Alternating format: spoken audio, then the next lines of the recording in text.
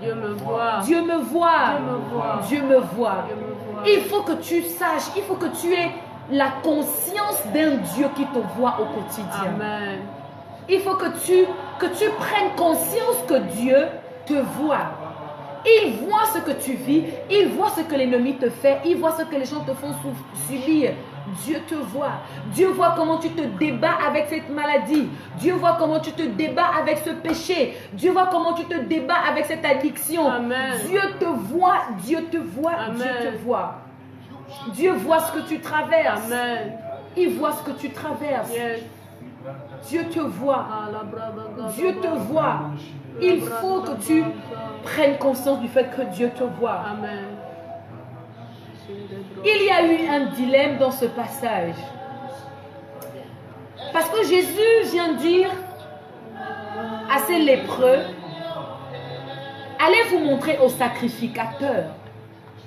Jésus leur demande d'aller se montrer au sacrificateur. Quand le même Jésus sait que ces lépreux sont impurs et ils ne peuvent pas se montrer au sacrificateur. Le même Jésus qui sait que ces 10 lépreux ne peuvent même pas s'approcher des sacrificateurs parce qu'ils sont impurs, ils sont malades.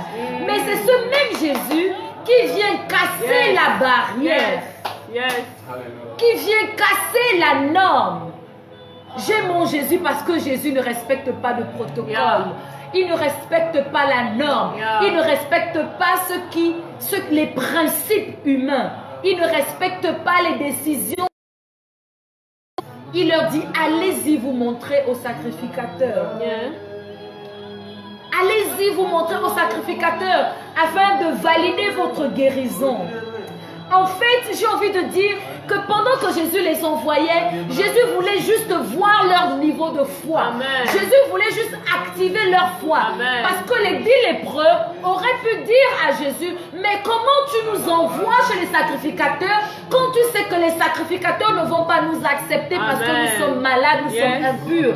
Comment tu nous envoies vers les sacrificateurs quand tu sais que nous sommes en quarantaine? Mais Jésus, ils sont fous de la quarantaine. Ils sont fous de ton rejet. Ils sont fous de ce que les gens ont décidé par rapport à toi. Ils sont fous du sort que les gens t'ont donné. Mais il te dit, va faire ce que Jésus te demande de faire. Amen. Jusqu'à ce que tu obéisses à ce que Dieu veut, tu ne seras pas guéri. À moins que tu ne fasses ce que Dieu veut, la guérison ne viendra pas. Amen. La guérison va commencer à être en marche dès lors que tu auras commencé à activer ta foi afin de faire ce que Dieu veut que tu fasses et non ce que toi tu veux faire. Lorsque tu seras capable de voir la main de Dieu, lorsque tu seras capable de voir la guérison de Dieu dans les petites instructions qu'il te donne. Amen. Vous savez quoi? En tant que pasteur, parfois tu vas dire, quelqu'un va venir t'expliquer une situation et tu vas donner une orientation simple à la personne. La personne aura du mal à faire ce que tu lui demandes de faire parce que ça n'a pas l'air de quelque chose de waouh. Ça n'a pas l'air de quelque chose de spectaculaire. Bien-aimé, Jésus n'a pas forcément besoin de faire des choses spectaculaires pour que la guérison s'opère.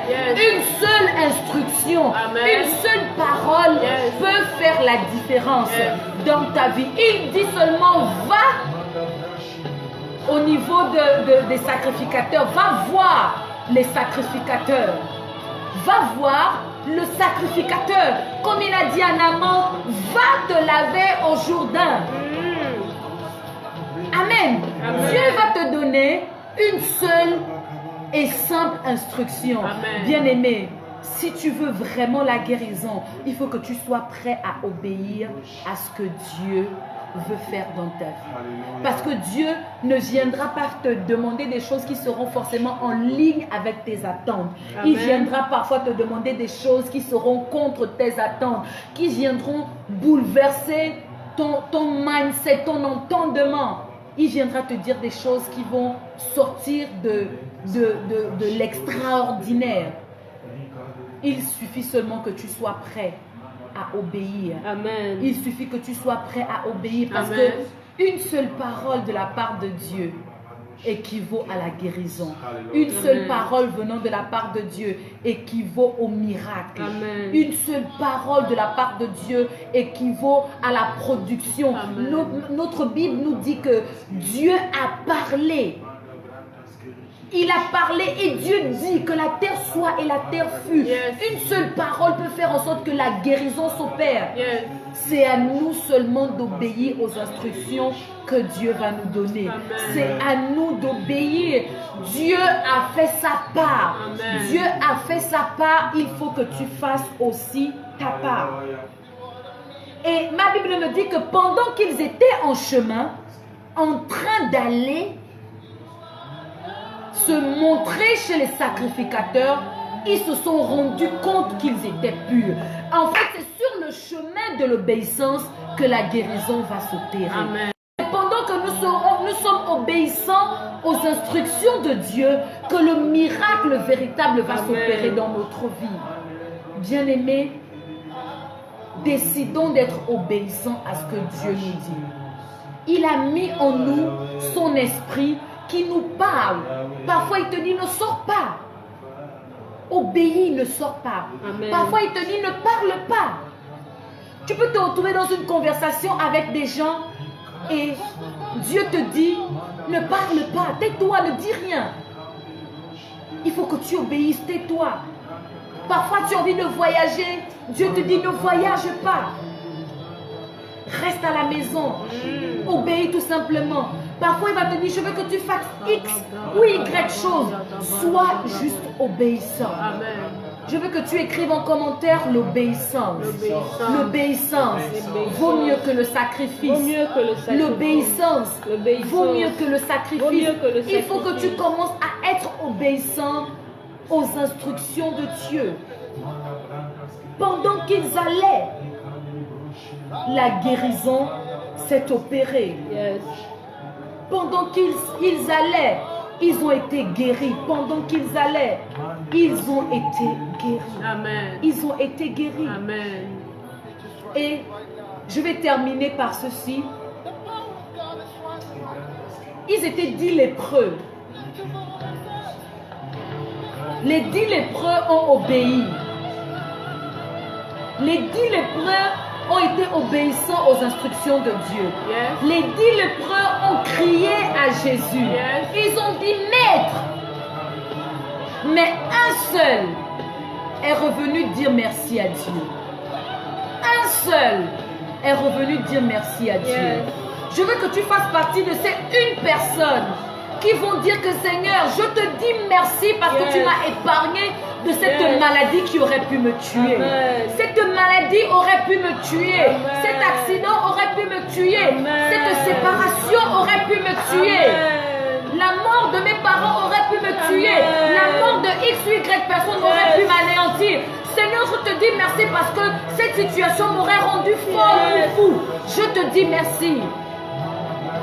Est-ce qu'il y a ces personnes-là qui peuvent encore revenir comme ce seul lépreux qui est revenu dire merci à Dieu pour ce qu'il a fait? Bien-aimés, nos yeux sont très souvent ouverts vers ce que Dieu ne nous a pas donné, vers ce que Dieu ne nous a pas fait. Mais est-ce qu'on peut commencer à ouvrir nos yeux vers ce que Dieu a fait pour nous? Amen. Afin que notre adoration change, afin que notre louange change. Bien-aimé, il faut que ta louange et ton adoration changent. Parce que si tu pouvais savoir ce que Dieu fait dans le secret pour toi, il faut que tu commences à être reconnaissant. Sur les 10 lépreux, un seul est revenu dire merci à Dieu. Un seul est revenu dire merci à Jésus. Et Jésus lui pose une question fondamentale.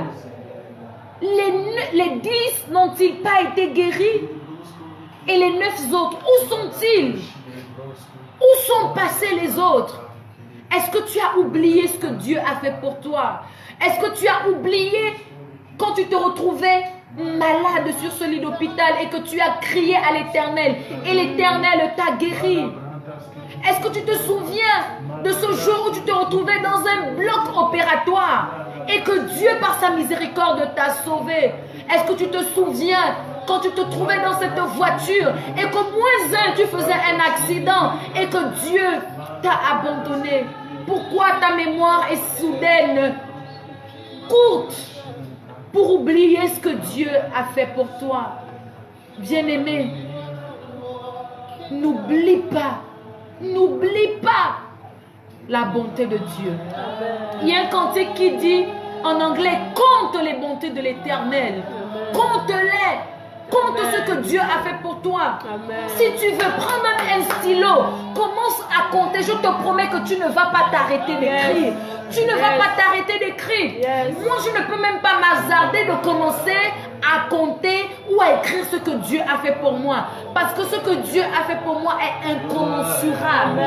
C'est incommensurable. Amen. Je ne peux pas mesurer. Je ne peux pas quantifier ce que Dieu a fait pour moi. Je ne peux pas quantifier cela. Il y a des situations que toi et moi on a traversées, qui auraient pu, en fait, qui ont été envoyées pour nous anéantir complètement. Mais Dieu nous a relevés. Dieu nous a relevés. Beaucoup d'entre nous, aujourd'hui, nous sommes surprises de sourire. Moi, en ce qui me concerne, il y a des jours, je suis surprise de rire aux éclats. Et je me rends compte que oui, il y a quelques années, il fut un temps où rire était un luxe pour moi. Il fut un temps où me tenir debout et prendre une douche était un luxe pour moi. Il fut un temps où parler était un luxe pour moi parce que je n'avais plus de paroles. Je n'avais que mes yeux pour pleurer.